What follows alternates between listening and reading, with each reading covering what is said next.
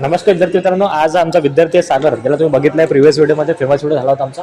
तर त्या व्हिडिओमध्ये आम्ही काही अशा ज्या टेक्निकल गोष्टी आहेत आयटीच्या पॉईंट ऑफ व्ह्यूने त्या गोष्टी आम्ही सांगितलेल्या होत्या. आणि आजही हा जो सागर आहे हा तुम्हाला सांगणार आहे की जे एक्सटर्नल थ्रेडिंग आहे ती एक्सटर्नल थ्रेडिंग कशा प्रकारे केली पाहिजे. आता बघून घ्या या ठिकाणी. हा आपला काय आहे सागर? हा बार होता.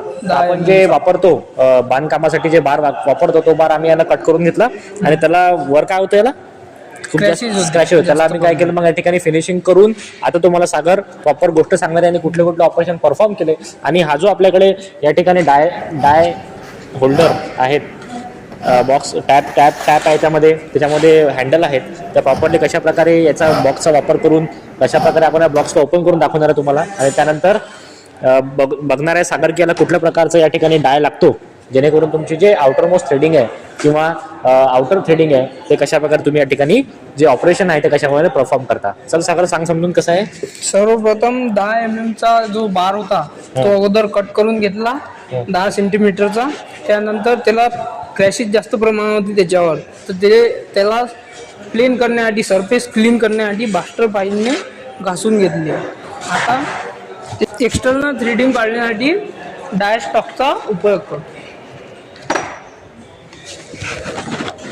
मायनस डाय बघून घ्या ठिकाणी. हा काय आहे, हे काय सागर सगळं या ठिकाणी काय सगळं सांग बरं सगळ्यांना, हे काय आहे सगळं, याला फोकस कर थोडंसं याच्यावर.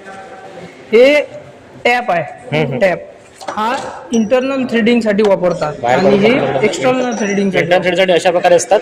ठीक आहे. आणि एक्सटर्नल थ्रेडिंग साठी अशा प्रकारे म्हणजे याच्यात जाऊन तो गोल राऊंड म्हणून तुम्हाला त्या ठिकाणी थ्रेडिंग भेटेल. तर हाच का वापरला, तू कसं केलं चूज?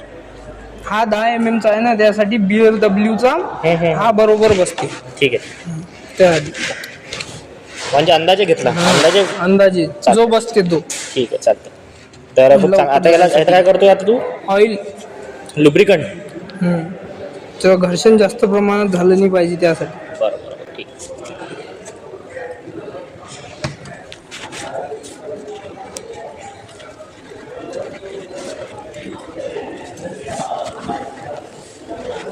मित्रांनो, या ठिकाणी कशा प्रकारे आउटर थ्रेडिंग तयार झालेली आहे. थोडा ताकद लागते जॉबसाठी आणि काळजी घेणं खूप जास्त गरजेचं आहे. कारण की आपण जेव्हा वर्कशॉपमध्ये काम करत असतो तर वर्कशॉपमध्ये काम करत असताना जी आपली स्वतःची काळजी घेणे, स्वतःला इजा होऊ नये या सगळ्या गोष्टीचा घेईल, जेणेकरून तुम्हाला इजा न होता तुमचा जो जॉब आहे तोही त्या ठिकाणी कंप्लीट झाला पाहिजे. बघा, खूप चांगल्या प्रकारे सागरनी आपल्याला या ठिकाणी करून दाखवलेलं आहे.